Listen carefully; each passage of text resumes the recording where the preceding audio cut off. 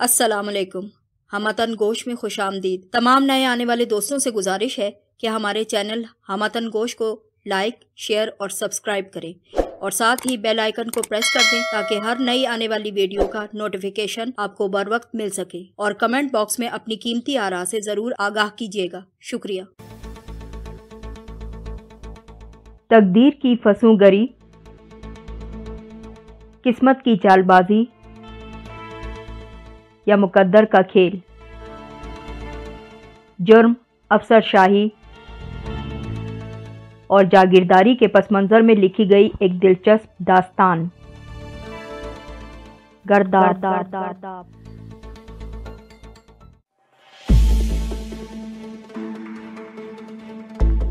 गर्दाब किस्त नंबर 12। शाम के वक्त जंगल में दाखिल होने का ख्याल बज़ाहिर अहमकाना मालूम हो रहा था, लेकिन वो लोग जिन इंतज़ामात के साथ वहाँ पहुँचे थे उनकी मौजूदगी में खौफ का कोई शायबा तक नज़र नहीं आता था, बल्कि अच्छा खासा थ्रिल महसूस होता था। वो लोग जीपों की मदद से वहाँ पहुँचे थे। शिकार में इस्तेमाल होने वाले हथियारों के अलावा शब बसरी का भी बेहद माकूल इंतज़ाम नज़र आता था। कई मुलाजिम भी खिदमत के लिए वहाँ मौजूद थे, जिन्होंने जंगल में एक मुनासिब जगह पर पहुँचते ही खेमों की तनसीब का काम शुरू कर दिया था। ताकतवर बैटरी लाइट्स ने जंगल की तारीकी को अच्छा खासा बेमानी करके रख दिया था और वहाँ पर हर काम बेहद सहूलत से अंजाम पा रहा था। रोशनी के लिए एक दूसरा इंतज़ाम एक बड़े अलाव की सूरत में किया जा रहा था। चौधरी इफ्तिखार के कारिंदे फुर्ती से लकड़ियां इकट्ठी करके उस अलाव को रोशन करने की तैयारी में मसरूफ नजर आते थे। जंगल में उस अलाव की मौजूदगी रोशनी के अलावा दूसरी दो अहम ज़रूरियात की वजह से भी लाजमी थी।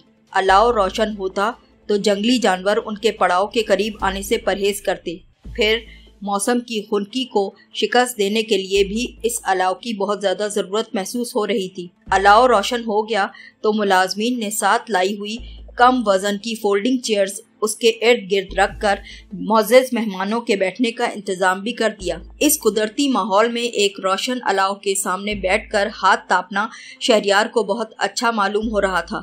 अलबत्ता उसे ये एहसास ज़रूर था कि तकल्लुफ़ात ज़रूरत से कुछ ज़्यादा ही हैं। जैसे इन फोल्डिंग चेयर्स की मौजूदगी को ही देख लीजिए, जो शहरी ज़िंदगी की अलामत बनी, उसे जंगल के माहौल के साथ पूरी तरह हम आहंग भी नहीं होने दे रही थी।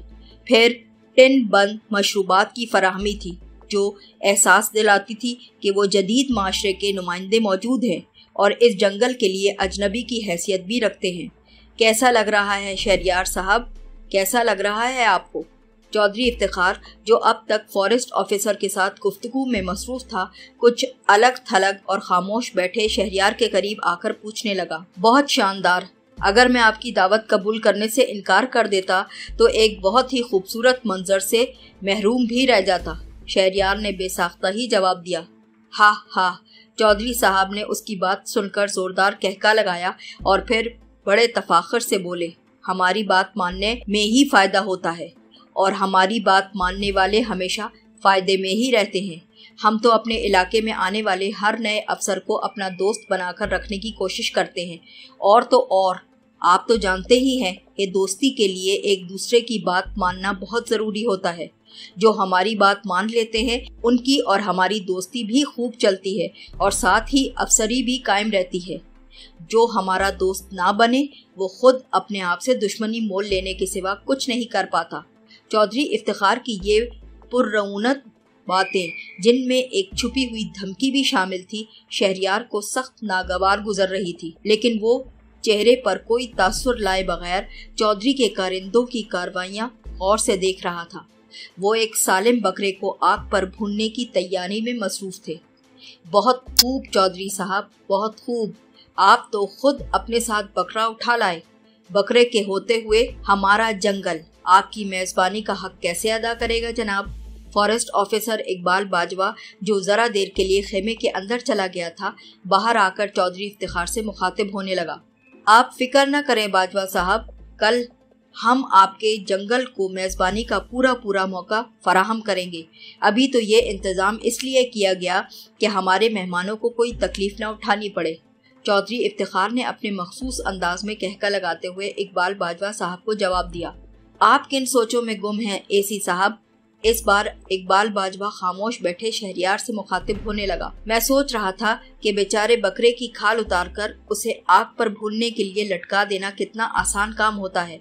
अगर इसकी जगह शेर होता तो कोई उस पर हाथ डालने की भी जुर्रत नहीं कर सकता था। शेर को शिकार करने से पहले बड़े से बड़ा घाघ शिकारी भी 10 बार सोचता है कि कहीं खुद अपनी जात को ही कोई नुकसान ना पहुंचा बैठे। शहरियार ने बहुत सलीके से चौधरी इफ्तिखार की थोड़ी देर पहले कही बात पर जुमले कसे।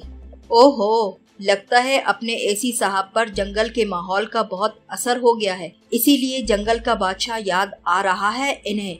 लेकिन बेफिक्र रहें जनाब, यहाँ शेर नहीं पाया जाता, यानी ये जंगल बगैर शेर के ही चल रहा है। यहाँ अगर कोई बादशाह है भी तो वो सिर्फ और सिर्फ मैं हूँ। इस जंगल पर मेरा ही हुक्म चलता है, सिर्फ और सिर्फ मेरा। इकबाल बाजवा चूंकि गुफ्तगू की इब्तिदा में यहाँ मौजूद नहीं था, इसलिए शहरियार के जुमलों का पस मंजर समझ नहीं सका था। उसने शहरियार की बात को एक आम बात के तौर पर लेते हुए अपना तबसरा भी पेश किया था। इकबाल बाजवा की बात सुनकर शहरियार को एहसास हुआ कि वहाँ एक चौधरी इफ्तिखार ही नहीं बल्कि दूसरे कई दिमागों में भी हुक्मरानी का खन्नास भरा नजर आता है।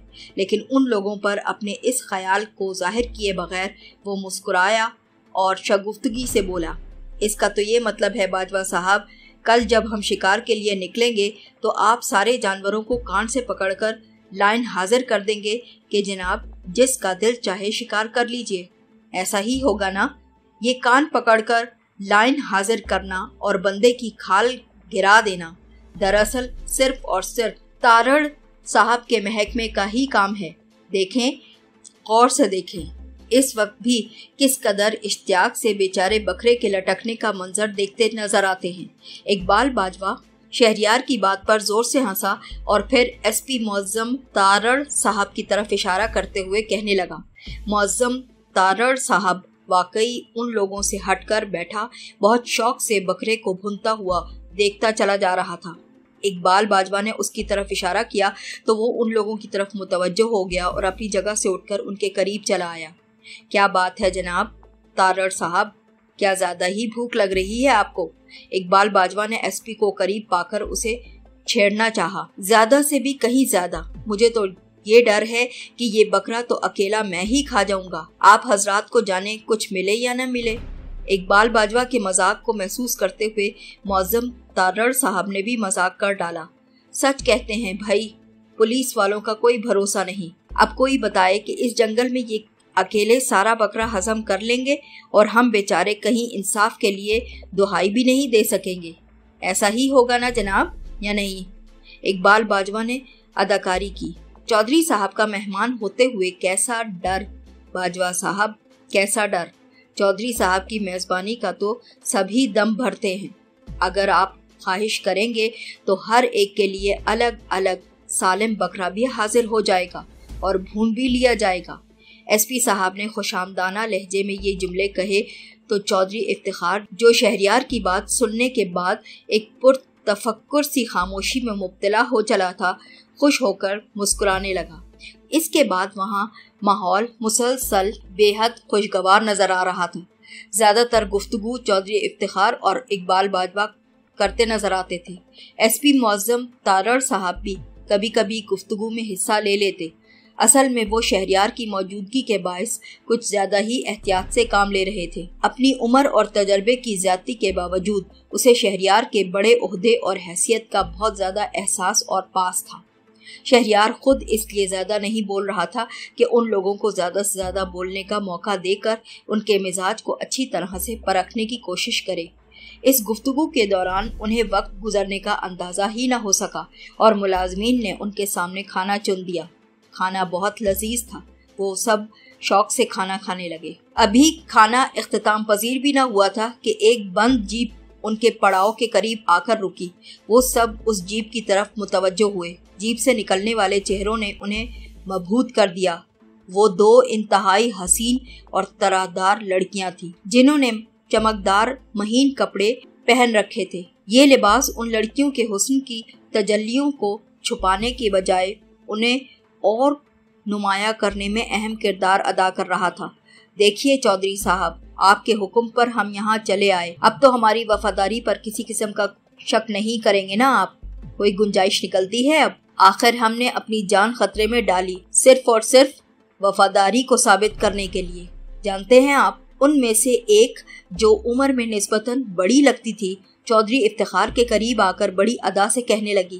اس کی چال اور بولنے کے انداز میں جو ناز اور ادا تھی وہ صاف بتاتی تھی کہ اس کا تعلق کس جگہ سے ہے، اور اس قبیل کی عورتوں کی وفاداری جس شے کے ساتھ مشروط تھی اس کی چودھری افتخار کے پاس کوئی کمی بھی تو نہ تھی۔ وہ اگر اس جنگل میں چودھری افتخار کی دعوت پر چلی آئی تھی تو بھی خوب جانتی تھی کہ یہاں حفاظت کا اتنا معقول انتظام موجود ہوگا کہ ان کے لیے خطرے کا کوئی سوال ہی پیدا نہیں ہوتا تھا، اور واپسی پر جو جھولی بھر بھر کر نوٹ اپنے ساتھ لے کر جائیں گی ان کی تو بات الگ تھی۔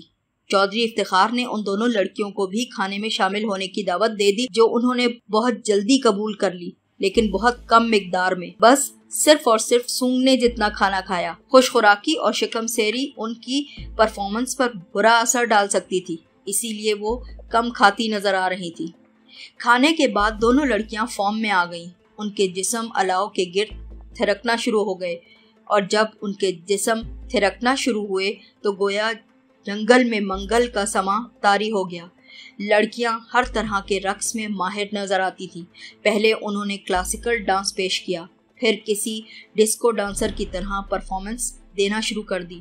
اس پرفارمنس سے لطف اندوز ہوتے حضرات کے لطف میں مزید اضافہ کرنے کے لیے چودھری افتخار کے ملازمین نے شیمپین اور وسکی کی سپلائی شروع کر دی۔ ایک ملازم شہریار کے قریب بھی آیا، لیکن شہریار نے انکار کر دیا۔ کیا بات ہے اسی صاحب، کسی مولوی کے واز سے ڈر کر تو اس سے پرہیز نہیں فرماتے آپ، ورنہ آپ کے ماموں لیاقت رانا بہت شوق سے نوش فرمایا کرتے ہیں یہ۔ ان کے بیٹے کو بھی ہم نے کئی محفلوں میں اس سے شغل کرتے دیکھ لیا۔ یہ آپ کیسے انگور کی بیٹی سے پرہیز کرنے والے نکل آئے؟ اس کے انکار کرتے ہی چودھری افتخار نے تفتیش شروع کر دی۔ بات ڈرنے یا پرہیزگاری کی نہیں ہے، بس میں ان چیزوں سے اس لیے دور رہتا ہوں تاکہ میں بے بس نہ ہو سکوں۔ شہریار نے سنجیدگی سے چودھری افتخار کی بات کا جواب دیا تو وہ ہنستے ہوئے ایک بار پھر محو رقص لڑکیوں کی طرف ہی متوجہ ہو گئے۔ اب وہ لڑکیاں ڈانس پیش کر رہی تھیں۔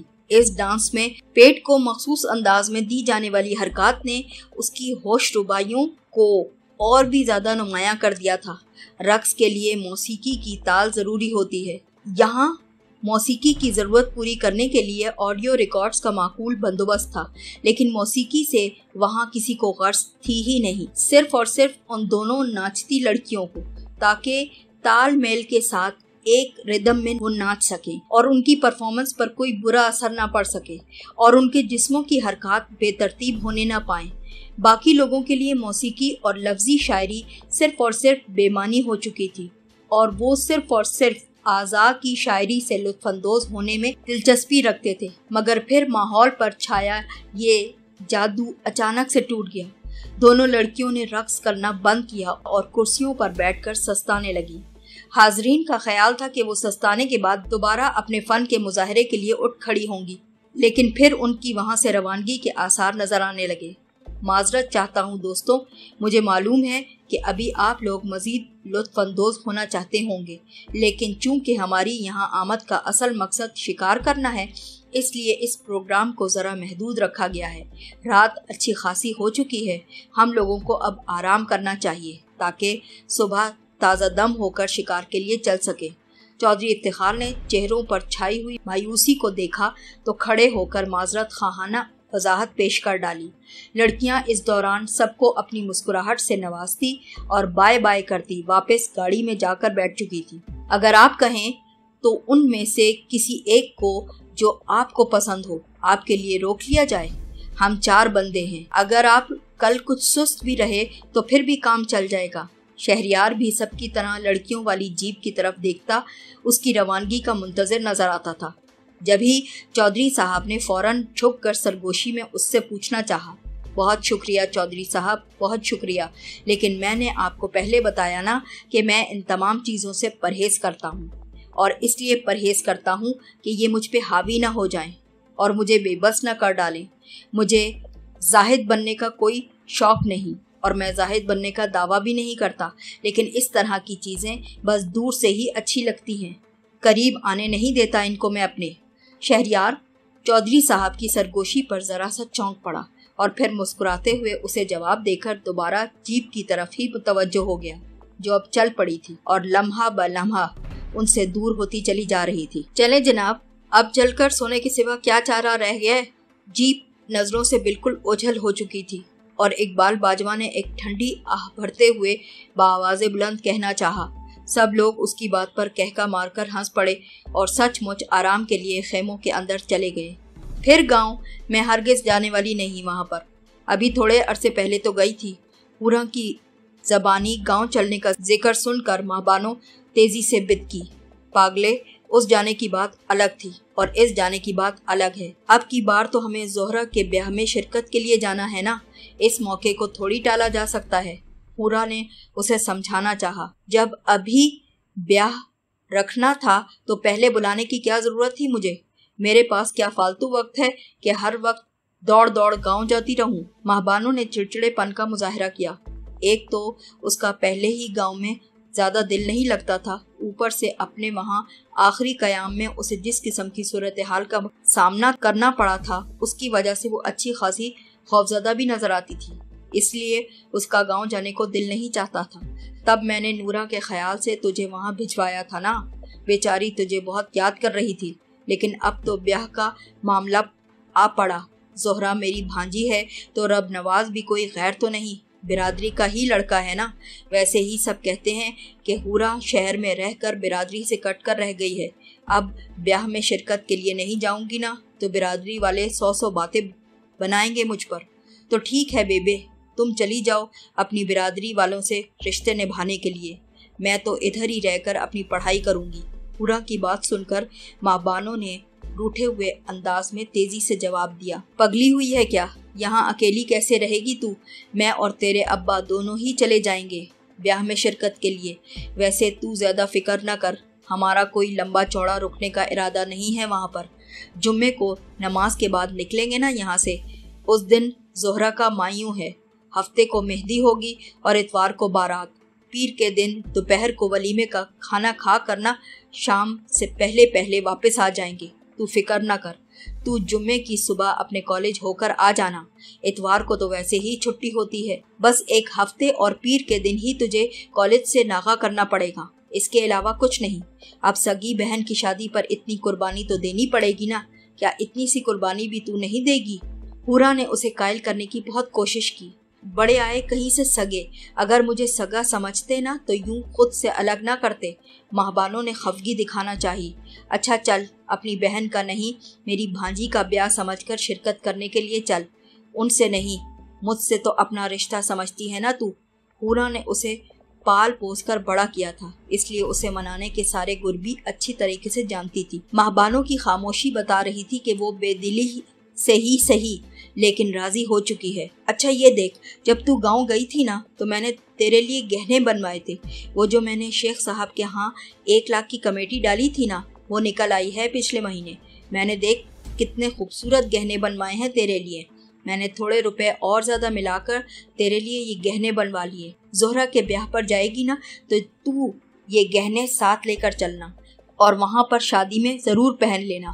اب حورا اسے بہلانے پھسلانے کے لیے دوسری تدابیر اختیار کر رہی تھی۔ گہنے بنوانے کی کیا ضرورت تھی اماں؟ میں نے ابا سے کہا تھا کہ میرے میڈیکل میں داخلے کے لیے روپے جمع کر کے رکھیں۔ ماں بانوں نے خوش ہونے کے بجائے تیزی سے اعتراض کیا۔